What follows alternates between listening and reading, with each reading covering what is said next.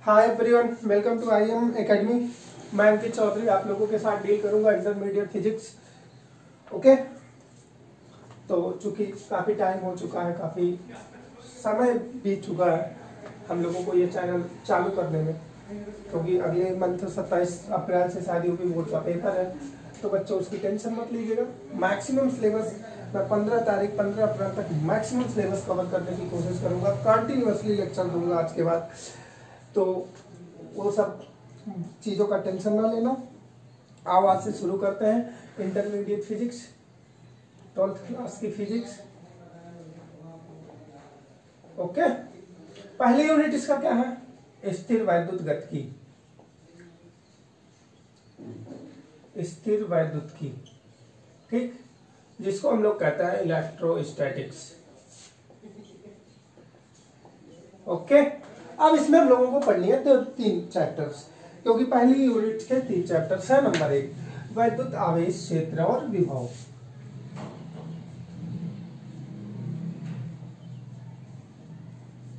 वैद्युत आवेश, क्षेत्र एवं विभव, और जिसका हम लोग लिखते हैं इंग्लिश में electric charge, field and potential.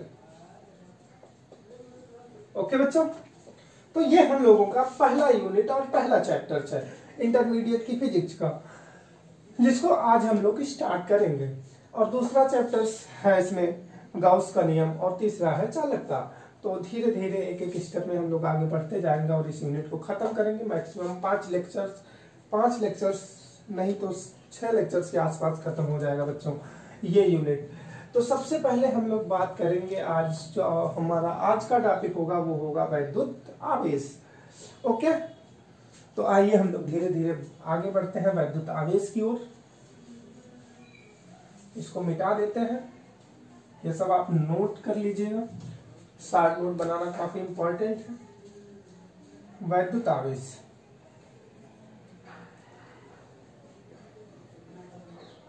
Electric charge.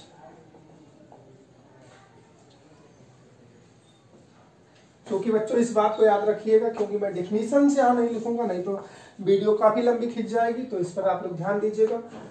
अब हम लोग सोचते हैं वैद्युत आवेश होता क्या है, व्हाट इज इलेक्ट्रिक चार्ज।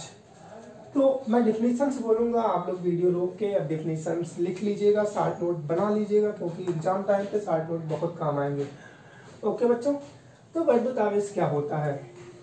जब हम लोग 2 या 2 से अधिक पदार्थों को आपस में रगड़ते हैं, जब हम 2 या 2 से अधिक पदार्थों को आपस में रगड़ते हैं, तो कुछ पदार्थों में हल्की वस्तुओं, जैसे हल्की वस्तुएं क्या हो सकती हैं, जैसे बाल हो गया, कागज के टुकड़े हो गए, हल्के हल्के धूल के कण हो गए जो एटमॉस्फेयर में एटरंडम उड़ते रहते हैं।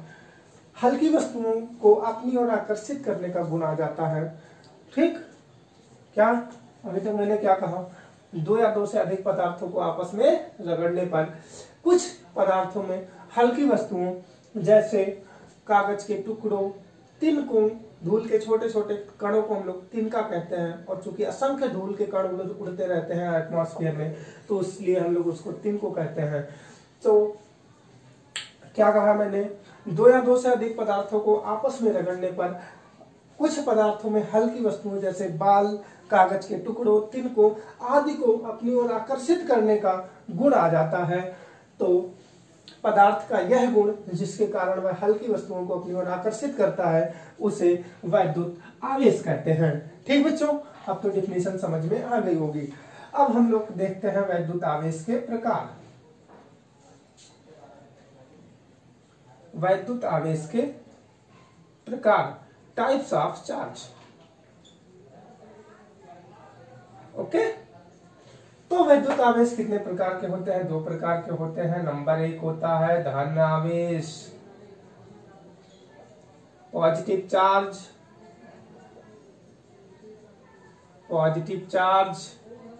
और दूसरा क्या होता है? ऋण आवेश। ठीक, इसको हम लोग इंग्लिश में क्या कहते हैं? Negative charge. ओके बच्चों, तो ये हमारे हो गए 2 प्रकार के आवेश।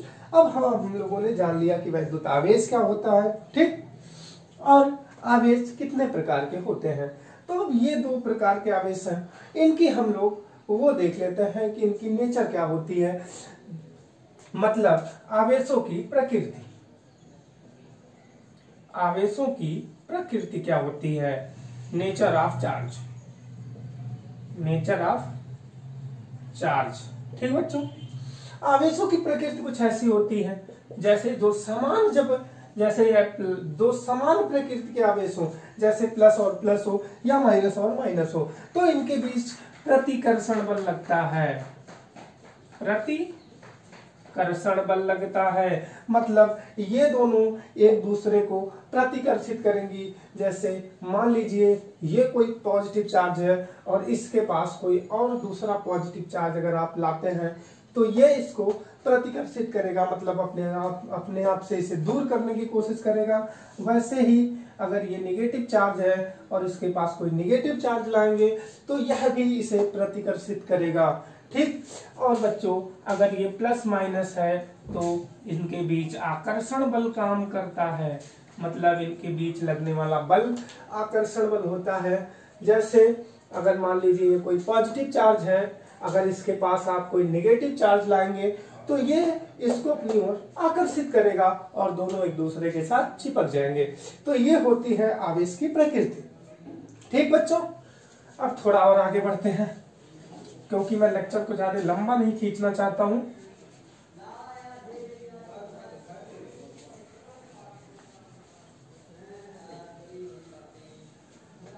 अब नोट करके आप लोग कुछ चीजें लिख लीजिए आवेश के बारे में। जैसे आवेश का मात्रक क्या होता है, आवेश का मात्रक, आवेश का मात्रक क्या होता है, कूलम, जिसको हम लोग सी से रिप्रेजेंट करते हैं। आवेश की विमा क्या होती है, विमा होती है बच्चों AT। ठीक, और राशि आवेश कौन सी राशि होती है, ये होती है अदिश राशि, मतलब स्केलर क्वांटिटी। आवेश एक स्केलर क्वांटिटी है बच्चों। तो ये तीन चीजें बहुत इंपॉर्टेंट है। चूंकि आवेश ही बहुत इंपॉर्टेंट है तो सिंपल सी बात है, आवेश कि ये जो डायमेंशंस हैं, जो यूनिट्स हैं और जो क्वांटिटी है, ये चीजें आप लोगों को अगले 5 यूनिट लगभग मिलती रहेंगी कंटिन्यूअसली। तो आप उस हिसाब से समझ सकते हैं कि आवेश कितना इंपॉर्टेंट है, इसलिए ध्यान से पढ़िएगा बच्चों। और इसके बाद हम लोग स्टार्ट करेंगे कि आवेश के कुछ प्रॉपर्टीज होते हैं। आवेश की प्रॉपर्टी के बारे में हम लोग देख लेते हैं। तो चूंकि आवेश की कई सारी प्रॉपर्टी बुक में दी हुई है, लेकिन कुछ इंपॉर्टेंट प्रॉपर्टी है जिसके बारे में हम लोग डिस्कस करते हैं। ठीक, आवेशों की क्या प्रकृति हो गई। अब आवेशों के गुण, आवेशों को गुण हम लोग देख लेते हैं। Properties of charge.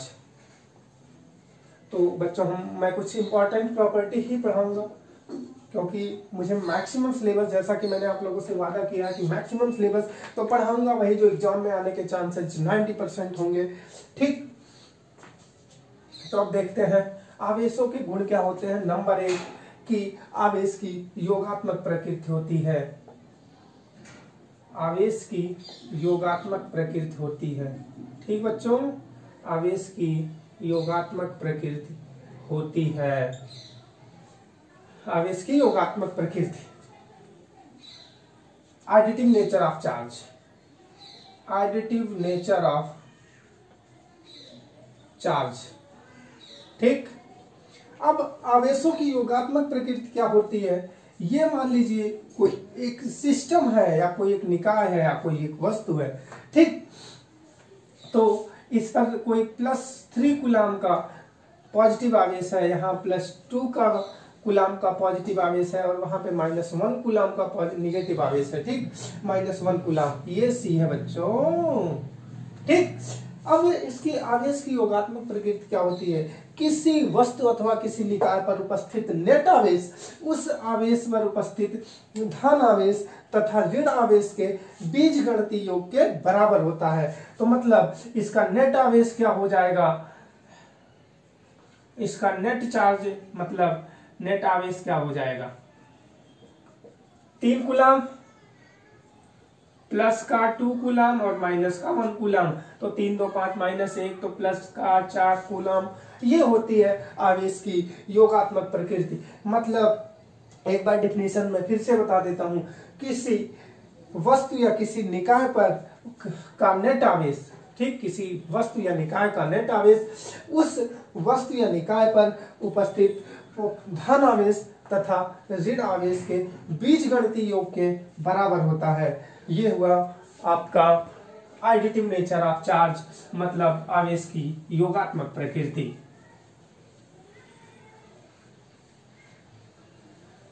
दूसरा क्या है बच्चों? दूसरा है आवेश का संरक्षण। आवेश का संरक्षण, conservation of charge. Conservation of charge, ठीक। अब कंजर्वेशन ऑफ चार्ज क्या होता है? किसी विलगित निकाय का आवेश हमेशा संरक्षित रहता है। मान लीजिए ये कोई एक सिस्टम है और यहाँ पे एक इलेक्ट्रॉन्स है और यहाँ पे एक पॉजिट्रॉन है, ठीक। तो इस पे क्या कितना आवेश होता है? माइनस का ई, और इस पर कितना आवेश होता है? प्लस का ई। अगर हम लोग इन दोनों को ऐड करते हैं तो माइनस ई प्लस करेंगे इक्वल टू 0 हो जाएगा। और जब ये दोनों आपस में मिलते हैं तो ये 2 फोटॉन की उत्पत्ति कर लेते हैं और फोटॉन पर जो चार्ज होता है वो होता है बच्चों 0, ठीक। अब 0 + 0 = 0, मतलब यहां भी नेट आवेश 0 था, यहां भी नेट आवेश 0 था। मतलब आवेश का संरक्षण यही होता है कि किसी विलगित निकाय का आवेश हमेशा संरक्षित रहता है, ठीक बच्चों। ये हमारी ओके बच्चों, ये हुई आवेश की दूसरी प्रकृति, मतलब आवेश का संरक्षण हो गया। अब हम लोग तीसरी प्रॉपर्टी की ओर आगे बढ़ते हैं। तो अब आवेश की तीसरी प्रॉपर्टी क्या होती है बच्चों? वो होता है क्वांटम नेचर ऑफ चार्ज। आवेश की क्वांटम प्रकृति। आवेश की क्वांटम प्रकृति, quantum nature of charge. Quantum nature of charge, okay.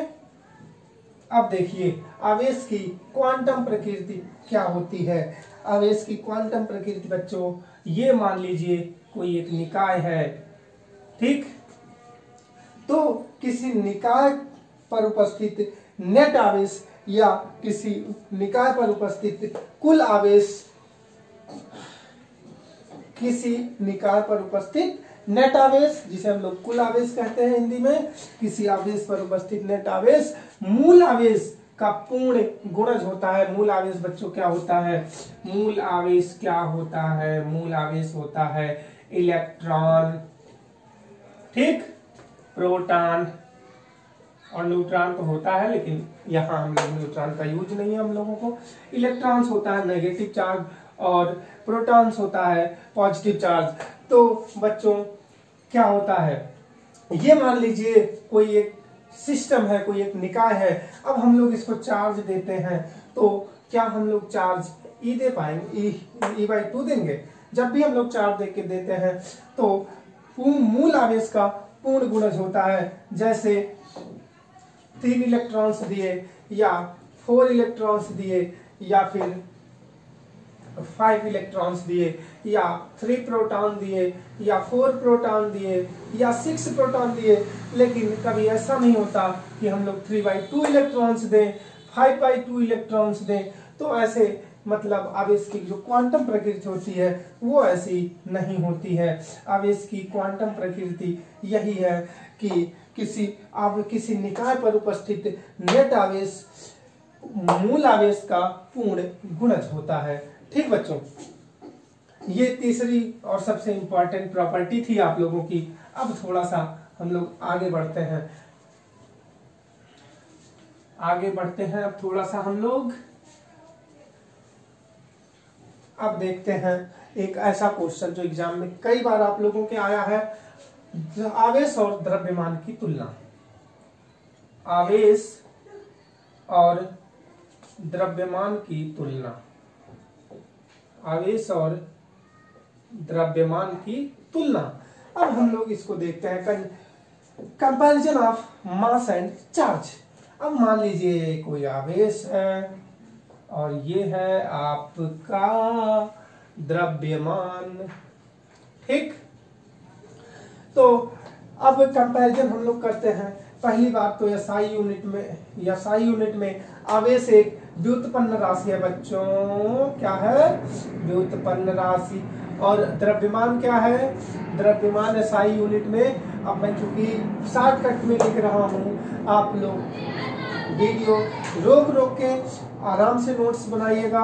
और इसको हम लोग एसआई यूनिट में क्या कहते हैं, एसआई यूनिट में द्रव्यमान एक मूल राशि है, ठीक। एसआई यूनिट में द्रव्यमान एक मूल राशि है।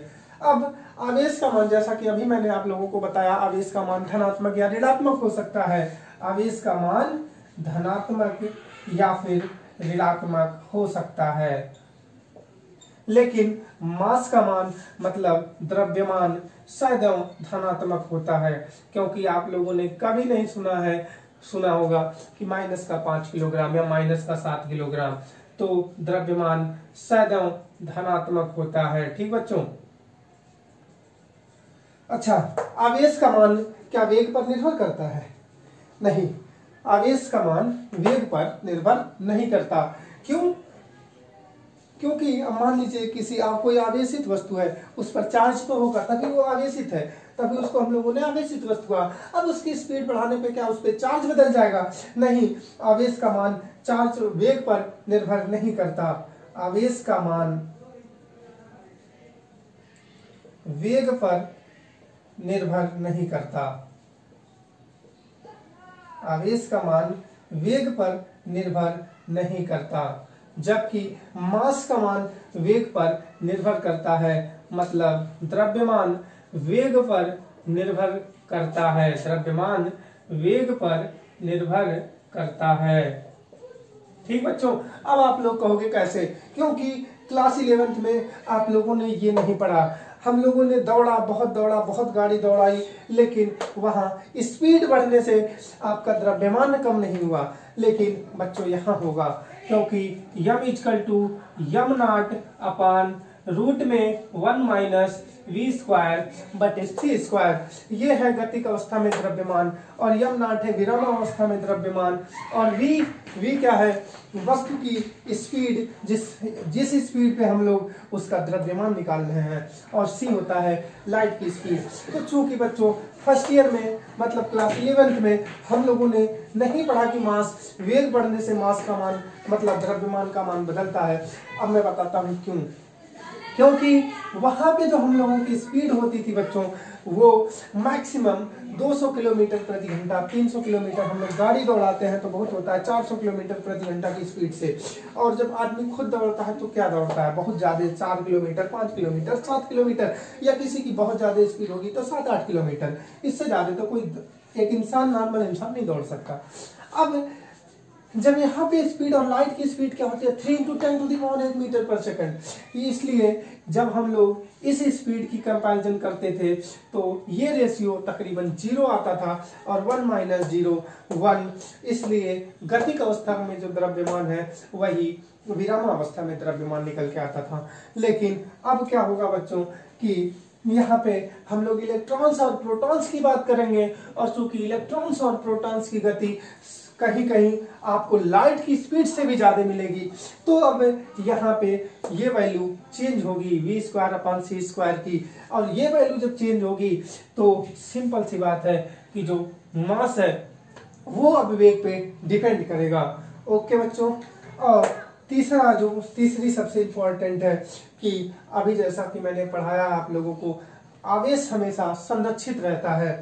ठीक, आवेश संरक्षित रहता है, ये है हम लोगों की चौथी प्रॉपर्टी। आवेश संरक्षित रहता है हमेशा।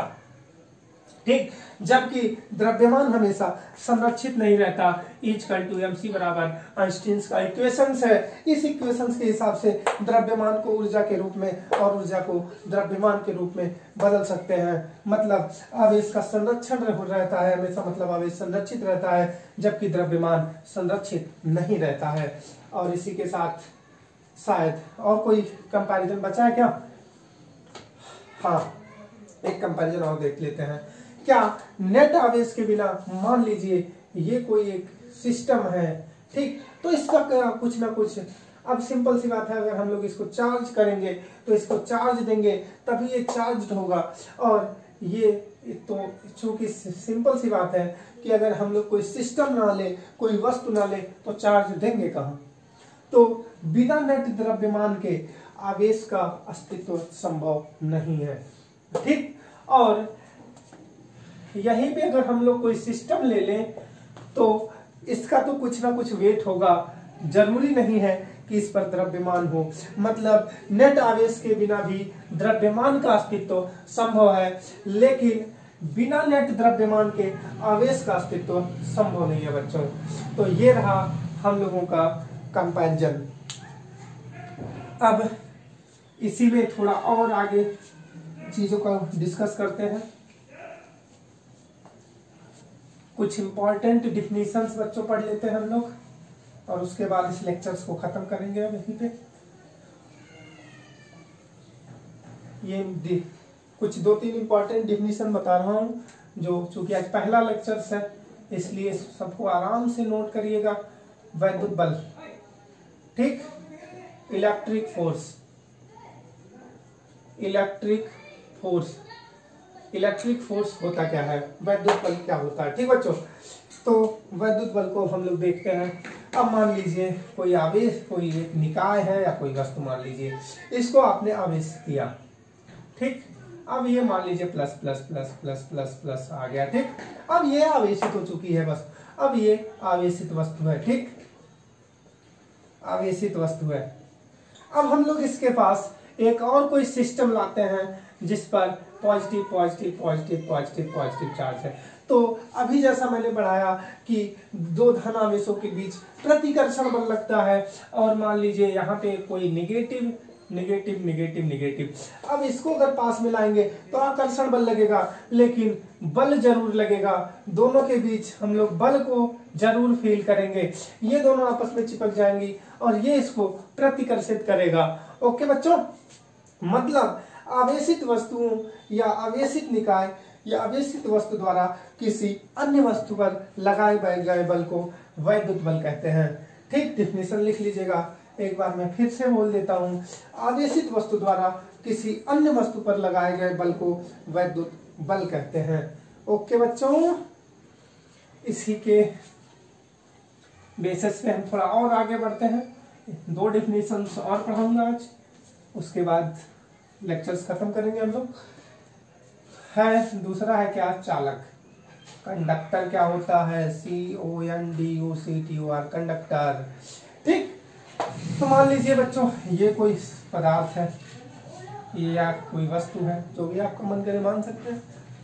तो पदार्थ क्या होता है, वे पदार्थ जिनमें आवेश का प्रवाह एक स्थान से दूसरे स्थान तक सुगमता से हो जाता है, उन्हें हम लोग चालक कहते हैं। मान लीजिए इस वस्तु को या इस सिस्टम को आपने यहाँ पे चार्ज दिया, अब यहाँ से अगर पॉजिटिव चार्ज दिए तो ये पॉजिटिव चार्ज अगर पूरे बॉडी में डिस्ट्रीब्यूट हो गया, मतलब फैल गया, तो उसे पदार्थ को हम लोग चालक पदार्थ कहते हैं। मतलब वे पदार्थ जिनमें आवेश का प्रवाह एक स्थान से दूसरे स्थान तक सुगमता से हो जाता है, उन्हें चालक कहते हैं। एग्जाम्पल जैसे कि आप लोग देख सकते हैं, क्या हो जाएगा, मेटल, मेटल्स की जो वो होती है, हिंदी क्या होती है, धातुएं बच्चों, धातु, मानव शरीर,